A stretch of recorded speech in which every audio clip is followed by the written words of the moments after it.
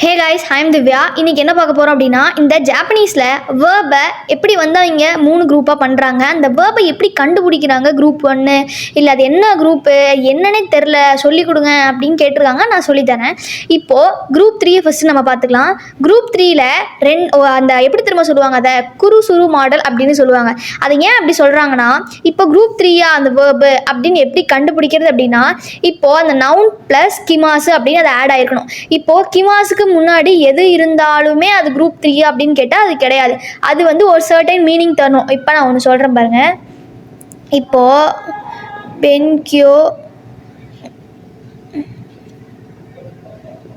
பென்கியோ ஷிமாசுன்னு எழுதியிருக்கேன். இது வந்து ஒரு டு ஸ்டடி அப்படின்றது அர்த்தம்.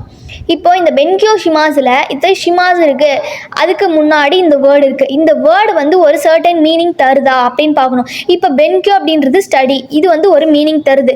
ஸோ இது வந்து நவுன் ப்ளஸ் ஷிமாஸு.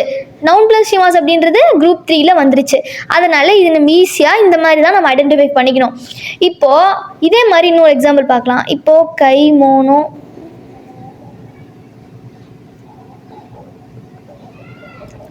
ஷிமாஸ் அப்படின்றது டு பை. இப்போது ஷிமாஸுக்கு முன்னாடி கைமோனோன்னு சொல்லிட்டு ஒன்று இருக்குது. கைமோனோ அப்படின்றது வந்து ஒரு பை அப்படின்னு அர்த்தம். அதனால இது சர்டன் மீனிங் தருது அப்படின்றனால இது வந்து குரூப் 3. இப்போது இந்த குரூப் 3ல் இருக்குது. இதை நீ எப்படி மாற்றுவ? இப்போது ப்ரெசண்டில் இருந்தால் இப்படி, பாஸ்டில் இருந்தால் இதை எப்படி மாற்றுவ? இப்போது ஷிமாஸ்ன்னு இருக்கா, இப்போ இந்த பென்கியோ ஷிமாஸ் நம்ம எழுதிக்கலாம்.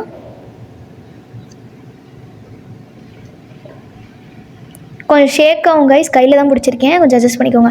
இப்போ இந்த பென்கியோ ஷிமாஸ் அப்படின்றது நம்ம எழுதிட்டோம். இப்போது ஷிமாஸுன்னு வந்துருச்சா. இப்போ இந்த ஷிமாஸை ப்ரெசென்ட்டில் எப்படி எழுதுறதுனா சுரு அப்படின்னு எழுதணும். அப்போ சுரு எப்படி எழுதுவ? இப்போ ப்ரெசென்ட்டில் எப்படி எழுதுனா பென்கியோ சுரு இந்த மாதிரி எழுதணும். இதுவே நீ பாஸ்டில் எப்படி எழுதுவ? பென்கியோ ஷித்தா. இதுவே நீ ப்ரெசென்ட் கண்டினியூஸில் எப்படி எழுதுவ? பென்கியோ ஷித்தே. அதாவது நான் படித்து முடிச்சிட்டேன், படிச்சுக்கிட்டு இருக்கேன், இந்த மாதிரி சொல்கிறதுக்கு இந்த ப்ரெசென்ட் கண்டினியூஸ்னால் படிச்சுக்கிட்டு இருக்கேன், அதாவது பென்கியோ ஷித்தேன்னு சொன்னால் படிச்சுக்கிட்டு இருக்கேன்னு அர்த்தம். இதுவே நீ படித்து முடிச்சிட்டேன்னு எப்படி சொல்லணும்னா, இந்த ஷிமாஸை எடுத்துகிட்டு பென்கியோ ஷித்தா அப்படின்னு சொல்லிட்டீங்கன்னா நீ படித்து முடிச்சிட்ட, அதாவது பாஸ்ட்டில் சொல்கிறது. நான் படிக்க போகிறேன் அப்படின்றதுக்கும் பென்கியோ சுரு தான் எழுதணும். ஏன்னா ஜாப்பனீஸில் ஃப்யூச்சர் கிடையாது, ப்ரெசென்ட்டில் என்ன வருதோ அதுவே தான் ஃப்யூச்சர். இப்போ அதே மாதிரி இந்த கிமாஸு இந்த எல்லாமே இப்போ நான் ஷிமாஸ்க்கு எப்படி சொல்லணும் அதே மாதிரி கிமாஸ்க்கு எழுதிடு. இப்போ நெகட்டிவில் எப்படி பார்த்தோம்னா, இப்போ பென்கியோ ஷிமாஸ்னு இருக்கா. இப்போ இந்த பென்கியோ ஷிமாஸை இருக்குது, இது எனக்கு நெகட்டிவில் சொல்லணும். நான் வந்து படிக்கவே இல்லை அப்படின்னா பென்கியோ ஷினாய். இந்த ஷினாய் எப்படி வந்துச்சு? நெகட்டிவில் ப்ரெசன்ட் ஆர் ஃப்யூச்சர் ஏதோ ஒன்று வந்துச்சுன்னா ஷிமாஸ் இருக்கனால ஷினாய். இதுவே கிமாஸ் அப்படின்னு வந்துச்சுன்னா கொனாய். இப்போது இந்த ஷிமாஸ் அப்படின்றது பாஸ்ட்டில் வேணும். நான் படிக்கவே இல்லை அப்படின்னு சொல்கிறதுக்கு வந்து ஷினகத்தா இந்த மாதிரி சொல்லணும். நெக்ஸ்ட்டு வந்து ஷினகுத்தே. இது வந்து ப்ரெசன்ட் கண்டினியூஸில் நெகட்டிவில் சொல்லணும். இந்த மாதிரி நீங்கள் ஒவ்வொன்றா சொல்லிக்கலாம். இப்போது இதுக்கு எக்ஸாம்பிள் சொல்கிறேன் பாருங்கள். இப்போ எக்ஸாம்பிள் எப்படின்னா, ஃபஸ்ட்டு வந்து ஷிமாஸில் ஒரு எக்ஸாம்பிள், கிமாஸில் ஒரு எக்ஸாம்பிள் பார்க்கலாம். அதாவது என்ன சொல்கிறாங்கன்னா, வத்தாஷிவா மாய்னிச்சி பென்கியோ சுரு. அதாவது நான் வந்து டெய்லியும் படிப்பேன் அப்படின்னு சொல்லியிருக்காங்க. டெய்லியும் படிப்பேன் அப்படின்றது வந்து ப்ரெசன்ட் ஆஃப் ஃப்யூச்சரில் வருது. அதனால் ஷிமாஸை எடுத்துகிட்டு சுருன்னு இங்கே வந்து மாற்றிருக்காங்க. இதுவே நான் வந்து படிக்கல அப்படின்றது எப்படி சொல்லுவேன்? வத்தாஷிவா கியோ பென்கியோ ஷினாய். ஏன் வந்து இங்கே கியோ போட்டிருக்காங்கன்னா, கியோ அப்படின்றது வந்து இன்னைக்கு. வத்தாஷிவா நான் வந்து இன்னைக்கு படிக்கலை அப்படின்றது வந்து நெகட்டிவ், அதாவது படிக்கலை அப்படின்றது ப்ரெசண்டில் வருது. அதனால் ஷினாய். இப்போது நீங்கள் பக்கத்தில் இந்த பேப்பர் கூட வச்சுக்கோங்க. வச்சுக்கிட்டு இப்போ வந்து நெகட்டிவ் வந்து பாஸ்ட்டில் வந்து எப்படி, ப்ரெசண்டில் எப்படி சொல்லுவேன்? ஷினாயா.